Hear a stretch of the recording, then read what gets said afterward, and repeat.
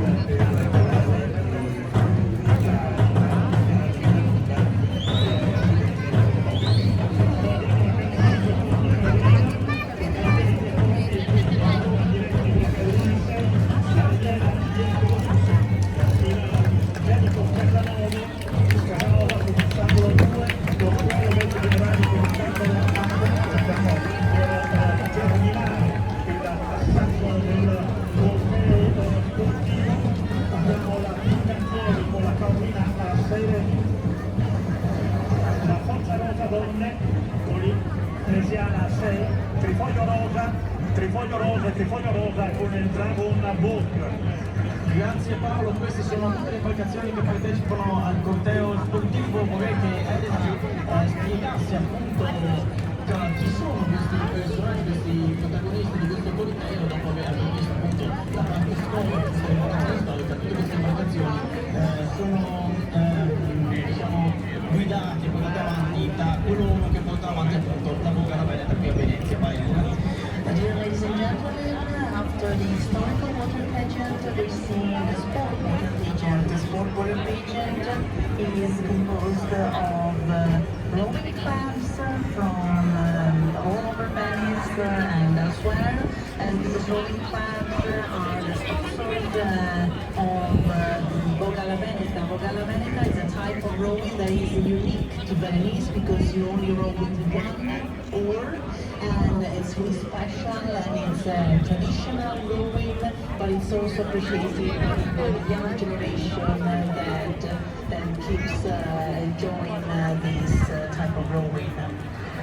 Aspetta Paolo, diamo la linea a Tullio che vuole dire qualcosa. Sì, magari qualcuno non lo sa, sta passando la tavolina appunto del Venezia Football Club che quest'anno disputerà il campionato di Serie B.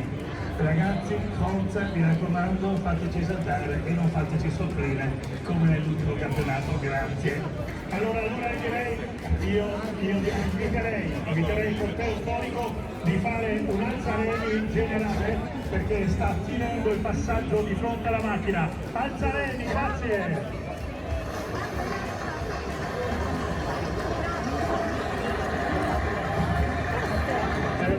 Uno spettacolo Lazzaregno Venezia.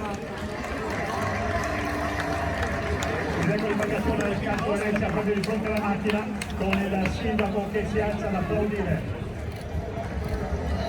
Grazie Paolo, ricordiamo che tutte le imbarcazioni che stanno passando sono imbarcazioni tipiche veneziane, tranne qualcuna, ad esempio il Dragon Boat non è certo un'imbarcazione che si usa in laguna, e anche la polinesiana non è come da queste parti, vero Tullio?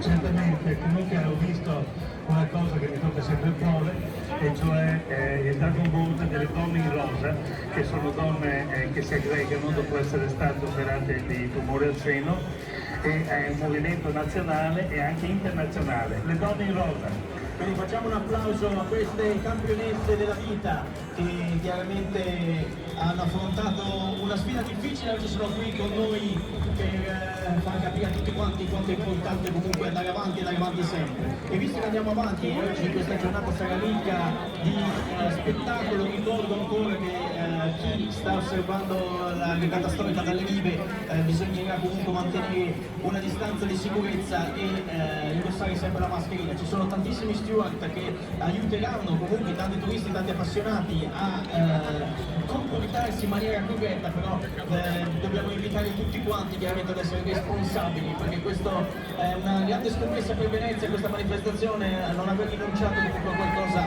che fa parte della storia di Venezia.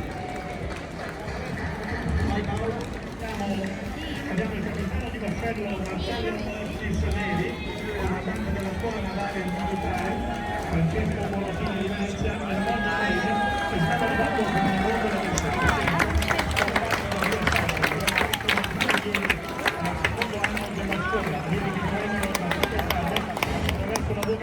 riescono a vivere la città di Venezia attraverso le sue città.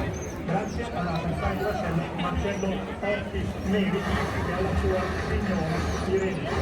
Invece Tullio voleva dire qualcosa. Sì, credo che dobbiamo dare tutti l'onore a Nino Farnea, che è l'insegnante dei ragazzi del Morosini.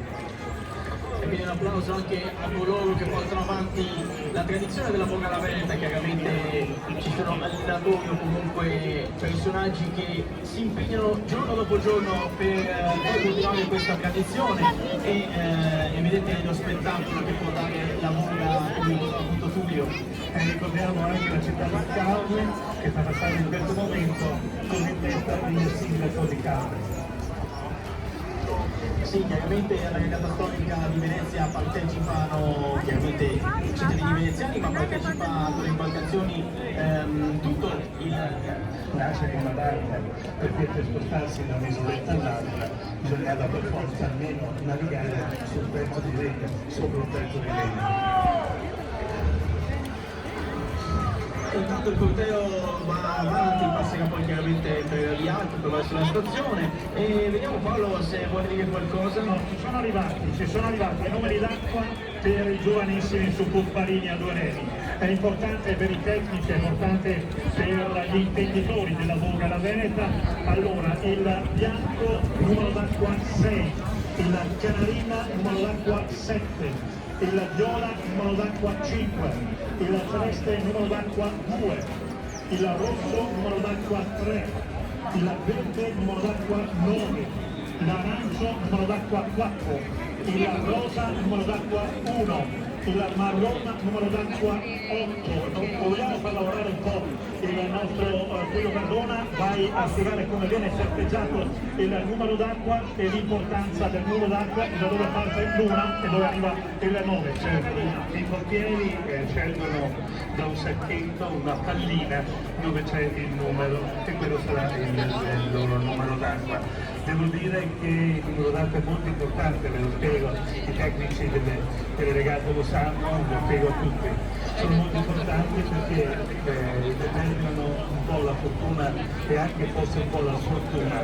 Il numero 9 per esempio, che è il numero del Salto da Riva del bacino di San Marco, non è il più fortunato a seconda poi di come il Calagrande si evolve fino alla stazione ferroviaria. Quindi i numeri d'acqua sono importantissimi. Ricordo la memoria del grande campione Bruno dei Rossi Strighetta, che fatalmente pescava sempre 9, cioè il peggior numero d'acqua. Lo stesso, qualche volta sì.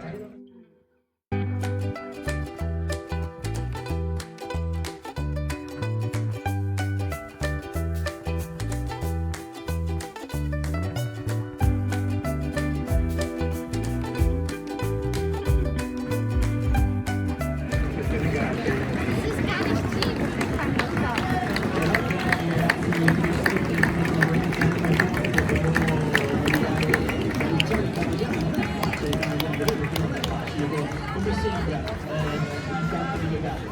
Assolutamente, perché ci sono poi anche che hanno il loro da fare a